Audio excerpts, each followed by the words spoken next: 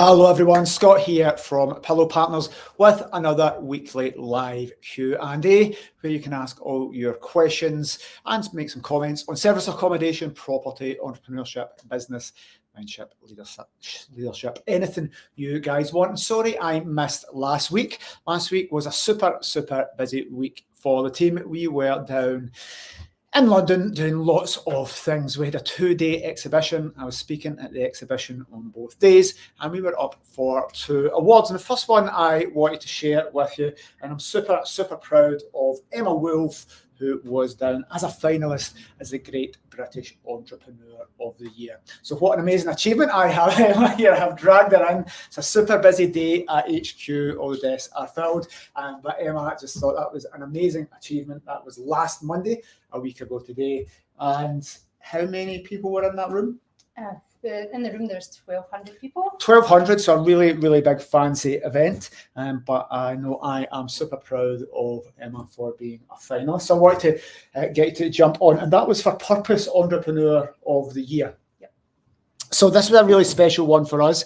We never really shout about our charitable stuff, our social impact, but this was an award and a finalist nomination that was relevant to the work that you've done. So sometimes in business we get caught up doing property management, so it was fantastic to see Emma winning that award, and I think it's massively well deserved because you've driven the charity side forward over the last year. So well done. Thank you. Well done. Super proud. Thank you. Next thing, we were up for the Best Short-Term Letting Agent Award. So this very jaggy. It's a killer implement that with the Landlord Investment Show Awards. So again, an amazing even. I wanted to bring this not to boast, but this was public vote. So I wanted to firstly shout out to the judges who voted for us to put us through to the audience here and everyone that has put the time and effort in to vote for us. So thank you very much, because even if we were clearly the best in the UK but didn't get any votes, we would not have won this award. So this is down to the audience who voted for us. And again, thank you very much to everyone that allowed that to happen, that's put their trust in us. That could be employees, franchisees, hosts, guests, contractors, anyone who's been part of the business. So thank you very much for that. Now moving on to the live Q&A. Guys, this week we are just going for some random questions, all the questions we've had over the last 2 weeks. I have my glamorous assistant Robbie behind the scenes. Say hi, Robbie. Hello. So no Grace this week, but hi, we've got the amazing team person that is Robbie, putting through all your questions. We're going live on Facebook, YouTube, and LinkedIn. I keep getting them mixed up. Facebook, LinkedIn, and YouTube. So Robbie will be loading these questions up. If I see them coming from the people, we'll put you in. Your name will be up and your profile. If not, we're trying to anonymize it. But if you want to be seen, make a comment. Please feel free to ask questions live on any of the streams. Robbie can bring them in and pop them up on the screen here. So without further ado, we're going to go into some random questions. I've seen a couple of them. I don't know what the questions are, guys, so I will try to answer them as quickly as possible to get through. So first question that's popping up here is, where is the best place to buy furniture for my property? Well, if we're looking at service accommodation furniture, there is a saying I always say to hosts, and that is, get IKEA furniture, get IKEA guests. So we need to buy the furniture that is appropriate for a level of guest. If we're going to a charity shop and getting second-hand shit, you're going to get shit guests. So if you're trying to have a high-end corporate let, and you've got your grand old chest of drawers there and a broken table, that is the type of guests that you're going to attract because of the photos, the return guests, and indeed the reviews are going to match that. So one thing I would say here, when you are buying furniture, again, I'm not going to recommend individual places, there are too many, but what I would say is look at buying hotel quality stuff. Now, when we are helping our hosts and our clients get furniture, say, I can't believe it's that much for a sofa bed. I could get one at a quarter of the price in IKEA. Look at it like this, guys. An IKEA sofa bed is for occasional use. It's for residential.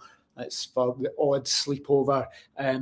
Your IKEA sofa bed will need to be replaced many, many more times than the hotel quality one, meaning it's a false economy, and I'm not slagging IKEA. Many, many good units we have with IKEA furniture, but when it comes to things like beds, and definitely sofa beds, don't scrimp and save, guys. You need to 100% get decent quality furniture. Imagine having an amazing property at 200 quid a night and getting bad reviews because you've got a really bad pillow or something, or your sofa bed breaks mid-stay. So going back to the question, where do I buy it? Well, there's two ways you can do this. You can get it yourself and buy it from the shop of your choice, or you can ask a staging company to do it. There are companies specialising in furnishing service accommodation properties, and those guys do get hotel quality stuff. Now, the misconception of it being super, super expensive to use a staging company, it may look like you could do it cheaper yourself, and perhaps you could. However, if you're using a staging company, a decent big one at scale, they should have discounts for buying lots of stuff, whereas you'll be buying one at the top price. They'll get trade discounts. So sometimes the price is roughly the same, and people underestimate how many bits and bobs they need to buy. So when they see the big quote from a staging company, they then think, oh, I could do it cheaper, but it all adds up, guys. So wherever you buy your furniture from, make sure it's good quality. Make sure it isn't just for a house as an occasional thing like a sofa bed. Make sure it's hotel quality to be used every single day. And I'm going to bring this comment in because I see this gentleman here, Richard Pillow Yang, because he's got pillow in the title. We are a mattress factory. So I'm going to bring Richard in because anytime I'm on LinkedIn and I try to tag my business, LinkedIn, I've been on for 14 years. I've been on LinkedIn and it still doesn't recommend my business in the autocorrect. It's always Richard Yang Pillow. So hi Richard, maybe Richard can help you with a mattress. So I'm bringing Richard in there. So yeah, you can lease it, you can buy it up front. Lots of different options here. There are other stuff on the YouTube channel answering these in a little bit more detail. But my advice, guys, remember that when you're buying furniture, the sofa bed comment, it's false economy to get it on the cheap. I'm moving on to the next question. It comes from Facebook. What deposit should I charge for my property? Broad question. It depends on your risk level. One thing I will say is the more deposit, the higher your deposit charge is, the less bookings you will get on average. So if you've got a super, super high deposit, you get a lot of protection out of that, guys. It seems, well, I'm going to charge £500 deposit and I'm super safe. Guys, that will lower your bookings as a general rule. So the higher the deposit, the more people will do what I would call cart abandonment. I always use the example of airlines. You've got a $14.99 airline flight to Milan. It's never that, because at checkout, they're going to charge you money. And if someone's paying £200 for your booking and then they've got a £500 deposit, guys, they're bouncing. They are abandoning that cart. It's a classic cart abandonment when we look at the customer journey online. I'm just about to click book and you hit them with a big deposit. So the answer is, dependent on your property, the deposit can't be more than the booking price, and people just aren't going to do it. And in the day of instant quick wins, seconds to capture young people's attentions, they call them millennials. Is there something younger than millennials? I don't know. But for me, if I see a big £500 deposit and I'm going overseas, I don't want to risk that I'm not getting it back. So there's fear and trepidation in your guests. So the bigger the deposit, the less bookings you'll get. All in all, you can avoid the deposit altogether by using companies like Superhog or Superhog Know Your Guests. They've rebranded, so you can get your guests and get insurance. There's lots of ways. I don't mean ways around it. There's better, smarter ways than taking super, super high deposits. So guys, I would balance the risk exposure of someone damaging your property with the income. And guys, a deposit is there. You should give it back all the time. It's not your money. It's only held to give back to the guest, whereas rental income that you're charging in your nightly rate is 100% your money. So it's what ifs, it's what if might happen. But if that what if and that protection of money that you have just in case goes back to the guest and you're losing 100% money in the bank of guest nightly rates, it makes no sense. So you need to be super careful, guys, and balance this up. And it's trial and error based on, one, your property and what your competition is doing, and two, your target market. Fantastic. Let's bring the next question in. I've applied to be on your podcast and you said no. Why is this? So these are the random questions. I don't know what's happening. I've applied to be on your podcast and you've said no. By the way, I'm doing a recording of the podcast later this afternoon. I don't know who this is from, but there'll be a simple reason why I've said no to the podcast. And it's likely that when you've asked to be on it, you just want to promote your business and add no value to the audience. Even if I let you on, nobody's going to watch, so switch off after a minute. If somebody's ranting on about their business, last week we were at the business show at the Excel Centre. A few people come up and said, so I've got a podcast. I'd love to talk about my plumbing business on my insurance company business. And I was saying, well, what value do you get? No, but I'll talk about my business. Guys, nobody wants to listen to that. So there's no way I would let you on the podcast because it's damages my reputation. It wouldn't be interesting and it would be damaging your reputation. So by the way, I love doing podcast interviews. I don't say no lightly, but if I know that person's just going to be talking 20 minutes about themselves and not adding any value, then you're not going to get on it. There's always going to be other people that would add more value. We don't take sponsorship. We don't charge people. So there's kind of nothing in it for us. We're here to help people promote their business, but in a way like this. If you're an electrician and you want to say how good you are at fucking wiring stuff up or whatever it is you're doing, that's just going to be boring. But if you said, I'm going to come on and give 5 tips for electrical safety for hosts, then you're kind of doing the same thing. You're showcasing expertise, but you're giving value to the audience. Again, with insurance, rather than talking and being boring about insurance, you could be talking about here's different products on the market. Here's a new product. Here's how you protect yourself. And guys, really, really adding value to the audience. So that's it, nice and simple. And just because you ask for something doesn't mean to get it. So don't be offended just because you've asked to be on a podcast. Don't be upset that you didn't get on. But it's about adding value, and we want to make those podcast episodes super interesting. We're moving on back to Facebook. What tax advantages are there in doing service accommodation over buy-to-let? First one, I'll say, before I answer that, full disclosure, I am not an accountant or an IFA, and I'm not legally allowed to give financial advice. But here's the things that you want to ask your financial power team, the people that you know and trust, your accountants, your solicitors, your tax advisors, some things you want to be aware of with serviced accommodation. The first one, definitely capital allowances. This is a podcast episode in itself, and there may be ones on the YouTube channel. Just go to Pillow Partners, search YouTube, and you'll find more detailed answers about this. But capital allowances, quick overview, you can get 40% of your purchase price of your property back as tax-free. So if we do quick calculations, you can take your tax-free allowance of 12,500 odd, 750, whatever it is these days, you can 10x that. If you've got a property that you bought for $250,000, you could get 40% of that back, depends. But again, that's going to 10x your personal allowance next year. Lots of rules and regulations around this. It's not guaranteed, and different properties will get different tax things. But serviced accommodation can qualify for capital allowances. Beautiful tax. If you're structured it in the right way, you can avoid Section 24. That's legislation, again, anti-landlord legislation, but it means you can offset your mortgage interest against costs, which you can't always do as a buy-to-let. Again, your mortgage interest is not seen as a a legitimate expense, and the government will tax you, even if you're making a loss. But with service accommodation, your mortgage interest is. Some stuff around capital gains tax as well, reliefs if you're a trading business in some form. So you need to structure your business correctly there. And again, a final word on tax. Let's assume your buy-to-let and your service accommodation unit, and there's not a big margin in difference. They both make the same amount of money profit at the end of the month. Let's assume you've made 20 grand profit at the end of the year.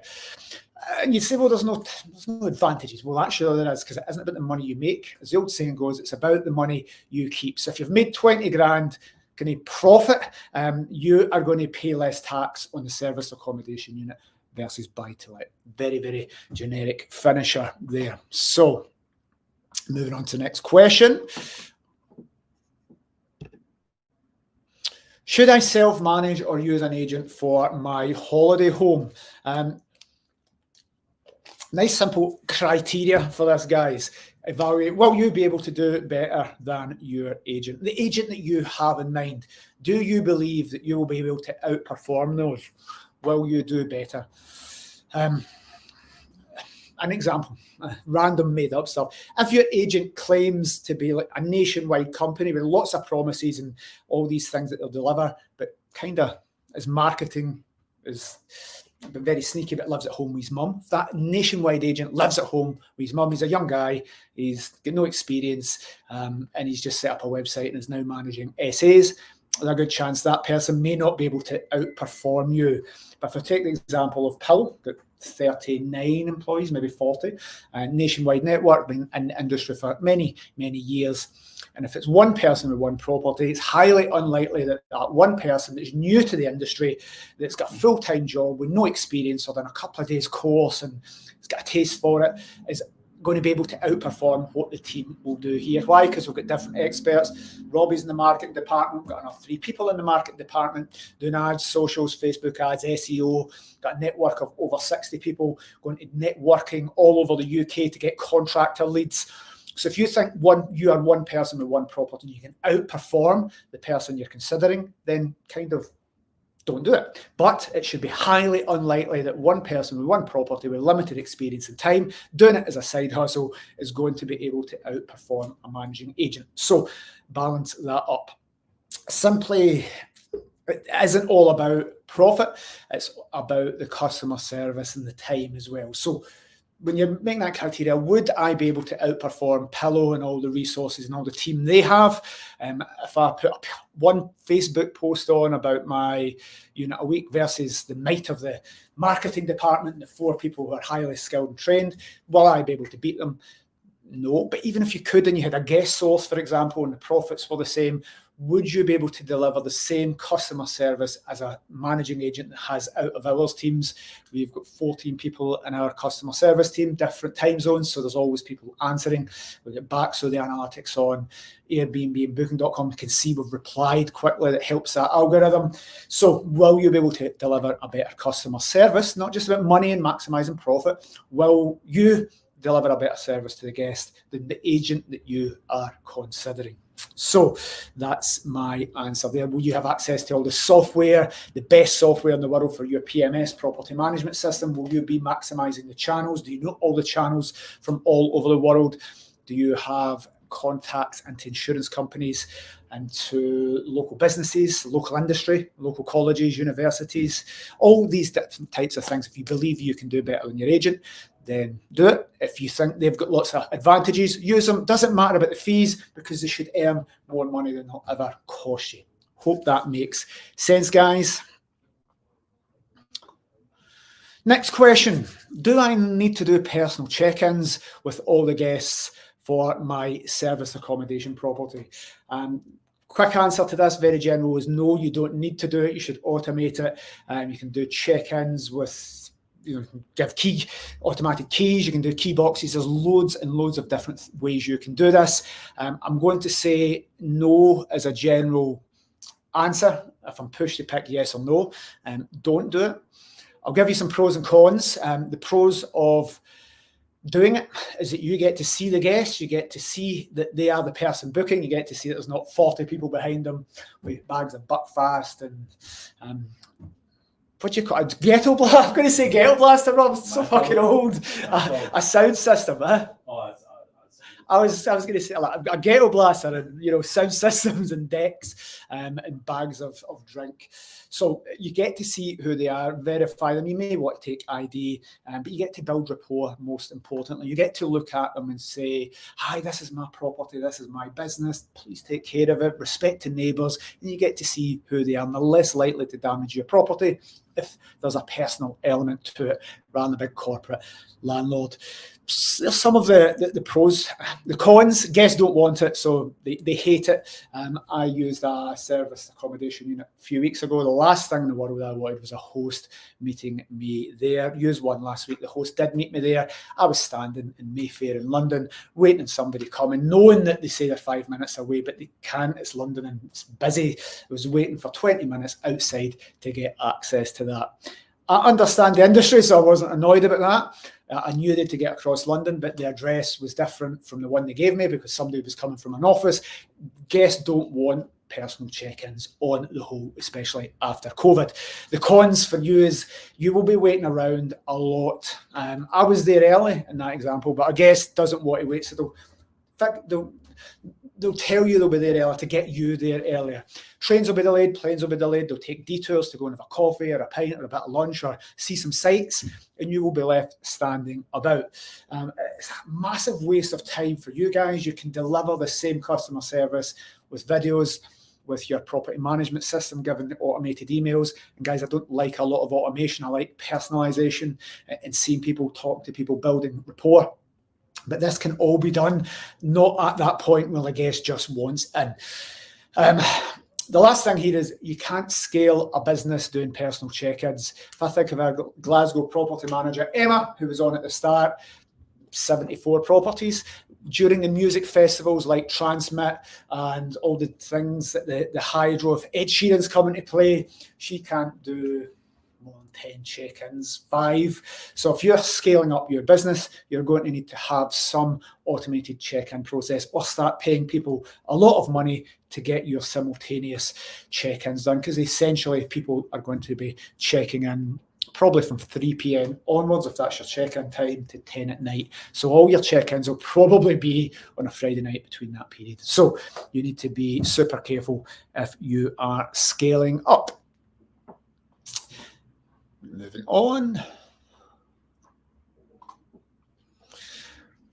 How do I go about charging guests who charge their EV when staying at my property? So EV is electric vehicle, think of Teslas. How do I go about charging guests? So 2 answers to this, guys. One answer I have given before, so I'll keep it brief. Answer number 1 is don't charge your guests. Don't make a big drama about it. Don't start taking deposits. Don't argue with them. Make this a good thing for your property. Make it a USP. Make it an edge. Make it a positive and say, hi, you can come and charge your thing unlimited. Work out what percentage of your guests historically or you believe will be charging their car at your property, because it's still less than 10%, I believe. Again, I could be wrong in that. Wouldn't touch an electric car, so I'll be the last person in the UK to get one. But it's 10% or less, so not every guest will, so you don't need to worry about it. So you can divide that. Not every guest will charge it fully, so find out what it costs to charge an electric vehicle and spread it over your nightly rate. If you're going to get 40 bookings, then it can be a few pounds per night, and you can get an edge over your competitors, because they're going to be arguing, they're going to be saying no, they're going to be giving your guests a hard time, they're going to be taking to the forums and be whining little bitches like we've mentioned before. Oh, my guest charged their car. Make it a positive thing, make it a great experience, and for £8 to charge their car or whatever it is, you're going to get a good review at the end. So that's answer number 1.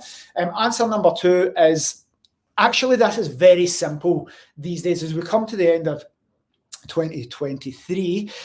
Before you had to multiply it out and ask and find out what it was and charge them or agree a rate and monitor it. Now there's apps, so you can literally get systems put into your house. And I'm trying to get some people onto the podcast that do this to share that knowledge. So again, go back to the previous question. If you want to promote your grass cutting business, you won't go on. But if you're going to give tips on how to answer this question effectively and install a charging system, that is a great podcast episode for us.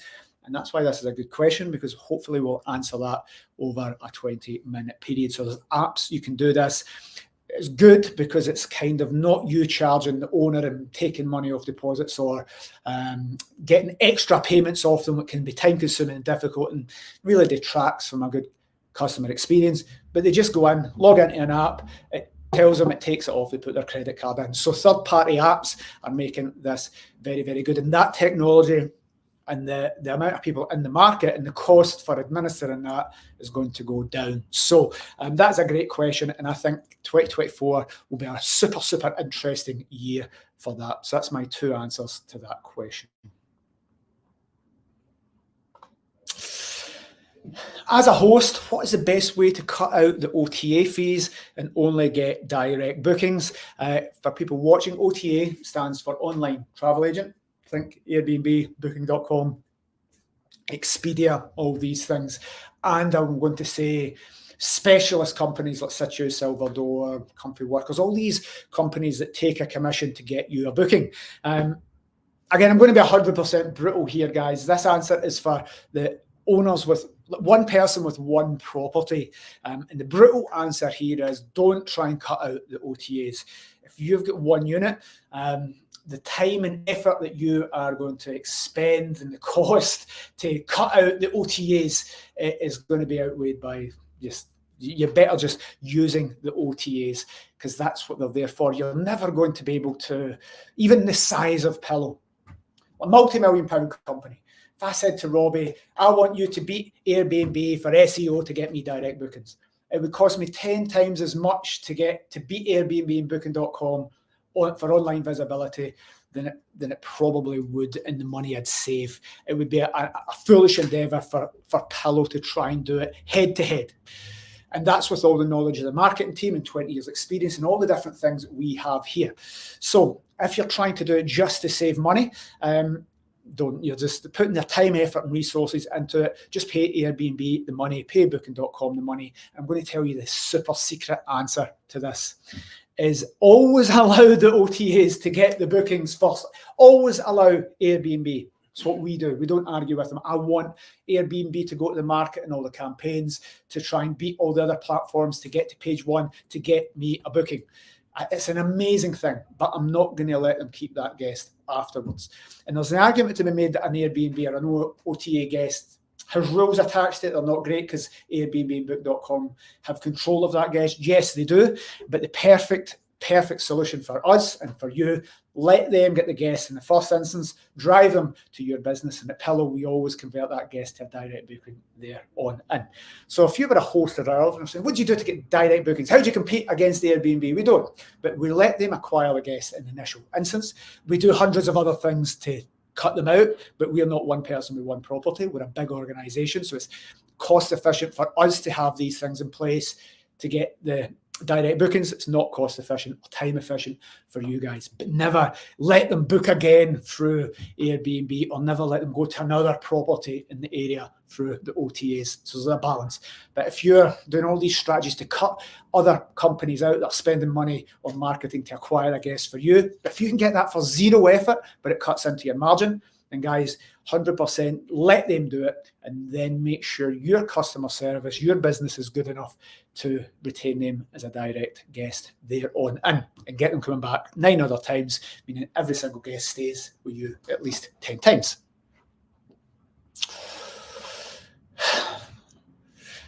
Could I please ask what your thoughts are on televisions in bedrooms? Yes or no? I'm the worst person to ask this question because I don't watch TV. Watching TV to me is a loser trait. It's a thing that identifies you as a loser. So I do not watch TV. And I would never, I'd never watch it in the fucking bedroom. It's so out with my reality of somebody lying in bed watching TV. I can't fathom it. However, I'm not your target guest. Would your guests want TVs in the bedroom? Do your reviews slag you for not having TVs? There's the feedback you get from guests say you don't have a TV. So it's a hard one for me to answer. From a business point of view, yes, put it in if you've got contractors that have individual rooms and need to escape so they can watch the football or watch whatever people watching the TV, I don't know, soaps or Strictly Come Jungle, whatever people watch. But if your target market wants it, 100% put it in. Very cost effective to do. You can get a Netflix subscription for multiple rooms. I see they've went up at what, $15.99 for 3 licenses. So if your guests want it, then yes, 100%. If you decide not to do it for cost or whatever, let them know that there's no TV in the bedrooms. Never ever have them turning up and expecting to watch their Coronation Street or whatever that is and not be there and be disappointed. So their expectations are there and your delivery is lower. Never let that happen. So really, really inform them. It's a choice. We bought a great company, forget the name, but he does digital detox. There's no TV in the bedroom because this should be a space where you relax, switch off, detox, whatever. So yes, if your target market want it. My mentor disagrees with your approach on not charging for early check-ins and says I should always charge as I'll be losing out on an income stream. Who is right? I don't know who your mentor is. So essentially, one of us is wrong, one of us is right, is what they are saying. So to be clear, my approach on my previous videos have said don't charge guests for early check-ins or late check-ins, late checkouts if you can manage it, guys. So, and their mentor says yes. And I get where they're coming from. Your mentor has Googled shit and they've seen other people's YouTubes and they've set up a mentoring package based on information. And intuitively, that sounds right. They'll be telling you, hi guys, you can maximize your income and always upsell your guests. Again, it sounds like good, solid business advice. Yes, I disagree. I'll tell you my answer and I'll let anybody watching, they can watch and they can decide for themselves. By the way, your mentor, I'm going to make I don't know who it is because it's anonymized. I'm going to make a guess. Call me psychic. I'm going to tell you the demographic of your mentor. I don't know who they are. I don't know who asked the question. It's going to be a young guy. They're probably going to be between 25 and 40. They are going to have a sub-brand there. They're setting up coaching and mentoring. I'm going to even go as far as saying they'll have overdue accounts in Company's House or no experience. Company's House business that's been set up in the last 2 to 2.5 years. So I'll make that assumption. If I'm wrong, you can correct me. But again, that's where a lot of the mentors are. They're marketeers and they're all of the same young guy, mixed up, don't know where they're going in life. They're kind of been targeted by other marketing companies. So they all say the exact same thing. That's why I can pretty much guess the demographics. So my answer, why wouldn't I charge? Because we're losing money. And it makes sense to maximize your money. For me, I think if you're running a long-term business and you're creating a brand and you want, going back to the previous question about guests that are coming back, not from the OTAs, but returning to you and referring their guests and their friends to you, I think you should not charge because yes, you're getting 25 quid. Yes, you're losing that money, but what is a positive 5-star review? So you can do it and make money, and that's the mentor. Here's my advice, guys. Don't charge. If you need to redo cleaners and it's a cost to you, then fine. Don't charge them, but say this. Hi, Mr. Guest. Thank you for booking. We appreciate that booking. Thank you for requesting. If I can do it, I will. But here's the thing. That's got a value to it, probably £35. But if I can accommodate this, and I will try, I'm not going to charge you that because I want you to have a great guest experience. I'm going to not charge you that. But I want to let you know there is a charge and I'm not charging you. Could I get a positive review of this? And as a positive review for your long-term business that you want to be in for the next 5-10 years, worth 25 quid, worth 35 quid, I guarantee it is, because your competitors, the people round about you will be getting good reviews. I would sacrifice 25 quid off, if I had a unit, 25 quid income for a stay to get a positive review. So I'm condensing the answer here, but yes, you could make money, but not everybody is going to pay for that early check-in or late checkout. But if you have a system there that lets the guest know they feel valued, that adds that little bit of positivity, because if you charge me 25 quid for an early check-in, I probably wouldn't give you a bad review because of it, but I wouldn't be jumping in and going out of my way to give you a great review. And I'll tell you, down in London, we were there last week, 4 different events, different places. I just arrived and asked the lady, I asked her, can I pay for an early check-in at the hotel? Because it was super, super cheeky. It was 11:30. Went from the hotel, dropped my bags off, and I thought, hey, I'll just ask. I says, I'm happy to pay for an early check-in so I could work. And the lady says, we would never charge you. And this was, I'll tell you, A-Loft next to the Excel Centre. I will shout about that forever. She gave me an early check-in at 11:30, and it was at 11:30 as a super early check-in, and I even offered to pay. And she said, no, we don't charge for that. And I am telling you, that's A-Loft next to the Excel Centre. I will give that, it was Lillian, I'm going to give them a cracker of a review. Whereas if she had charged me, I would not be shouting about it on here. I would have just paid it, but I wouldn't have given them a good review. So you guys make up your mind on who's right and who's wrong. What would you do if you had a serviced accommodation business, guys? And if you believe you should always charge, let's jump on and discuss it. I'm super happy to charge that, to chat about that. I think that's the last one. I've watched a lot of your videos and you have mentioned having an edge with your property. What is the best way to do this with low-end properties? That's a great question for the last one here, and I'll take some time to answer it. So we speak about an edge. Firstly, what is your edge? Well, why would people book yours over other people's? Why would they pay that money, or why would they pay a premium over other properties on the market that are similar? And this is an easy question to answer if it's a high-end property, because if you've got a super high-end, high nightly rate property, you can do lots of things to get that edge. Hot tubs, all these wood-burning stove. But the question here specifically is with a lower end property, which makes that a lot harder because it's low end, low nightly rates. We don't have the budget, or else we don't have margin and we lose money. So great question. And by the way, I'll answer it with the last question. Give them early check-ins. So it doesn't cost you anything if the property's already good to go. You can really get an edge by giving them an earlier check-in.